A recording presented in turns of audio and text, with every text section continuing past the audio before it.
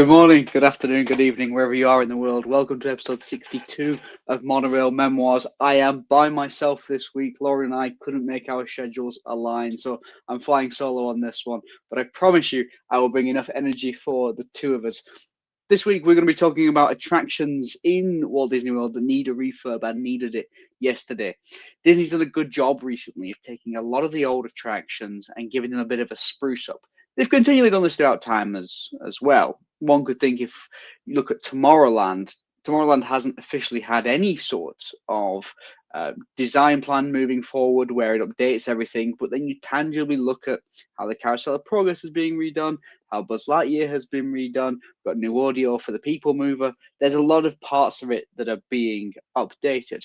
So where are we going to go with this episode? I got 5 attractions for you, my top 5 things that need to be refurbished. These are not in any particular order, but I have segregated them by park. So let's start then with the Magic Kingdom. And I've got to be honest, is anyone surprised that the opening gambit here is It's a Small World?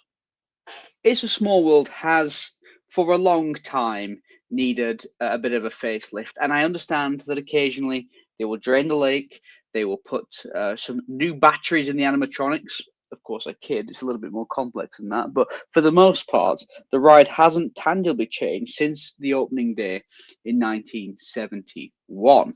As I look at the attractions itself, the theming is fine. Obviously, It's a Small World is a classic. My personal view is the one in Disneyland is actually slightly better, but we're not going to be getting anything major of excitement. I do think, though, this has one of the best, what I would to call a return on queuing investment. The queues or the lines for our American colleagues is usually 5 minutes, but the ride itself is about 15. So you get, a 3 times return on your queuing investment, which is an awful lot better than Tron, for example, which is anywhere from 60 to 100 minutes for your ride to last 1. Even little things like I look at the boats and I just think this is very plain and quite uninviting. Those seats are not comfortable at all. And I understand they need to be wear and tear. It's a high capacity ride to get people in and out. But I really don't think that it's sustainable when you look at how Disney's approaching the market nowadays. I could say with comfort that Disney is no longer the sort of theme park that it was 20 years ago. We have a separate video on that one. What would we prefer, whether it be now or then? But one of the things that they have improved on, undoubtedly, in this time, is the quality of the attractions. Yes, there's been an uptick in thrill rides. You look at even the refurbishment for Aerosmith to now be the Muppets for Rock and Roller Coaster. Tower of Terror, of course, still exists, but you look at Tron, you look at Guardians of the Galaxy, there's been a real deliberate policy to increase the number of thrill attractions. There still needs to be those family elements. Walt always talks about it, the supposed story of him sitting, watching his 2 young girls on the carousel and not being able to join them and thinking of some sort of entertainment venture where he and all the other adults would be able to join in with the magic. But It's a Small World needs updating. Everyone knows the hippo that kind of half winks. It's a little bit embarrassing.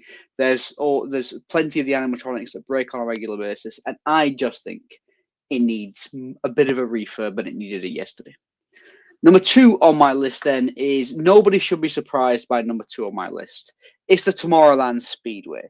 This is a gas guzzling, I don't want to call it go-karts or dodgems because it isn't. There is a line that that the car you're in straddles, as you see here, that doesn't prevent you to go too far left or too far right.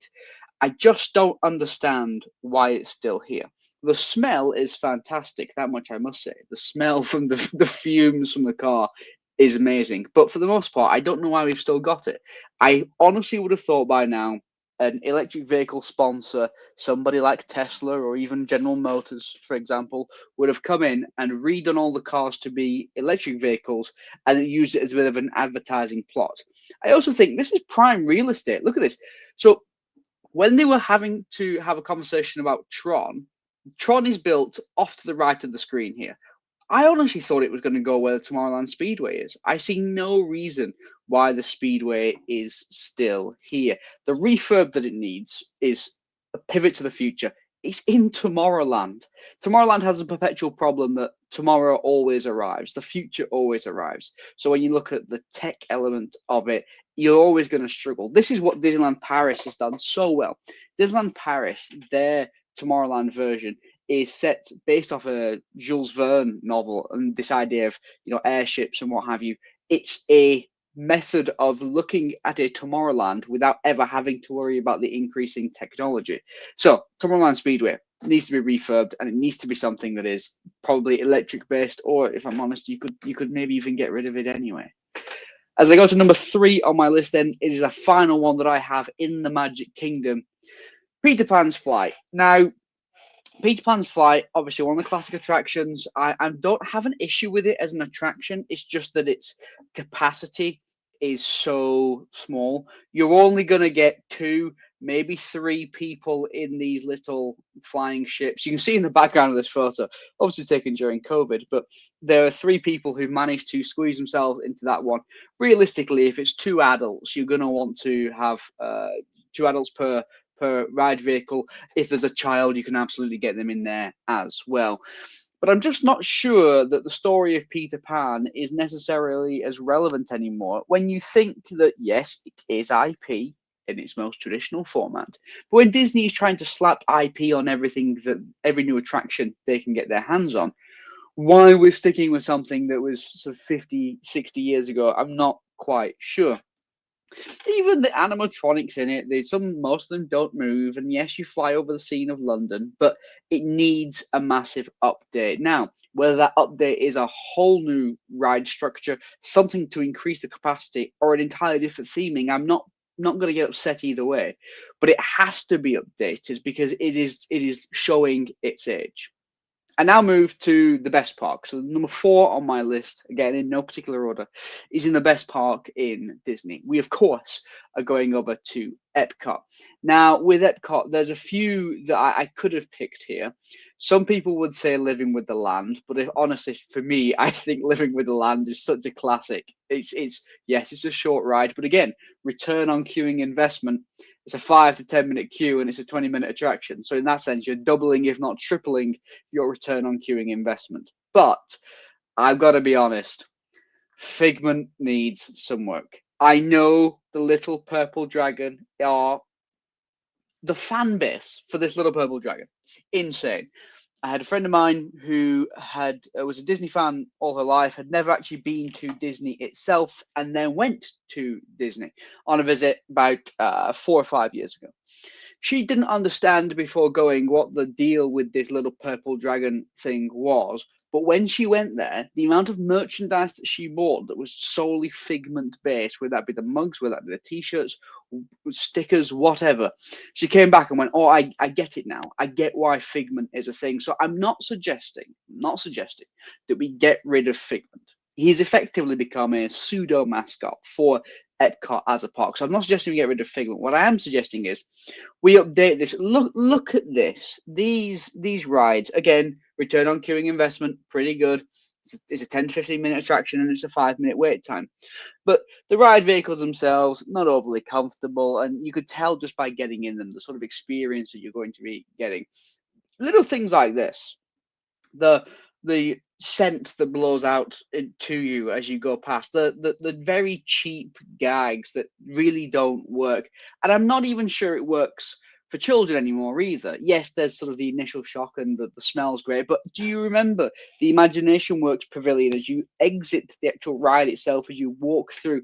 That used to be full and bustling with people being able to play the different instruments by using your hands, and the interactive elements was a huge draw 15 to 20 years ago. It's just not interesting anymore. You can make more impressive music literally using your phone, and possibly more interactive as well.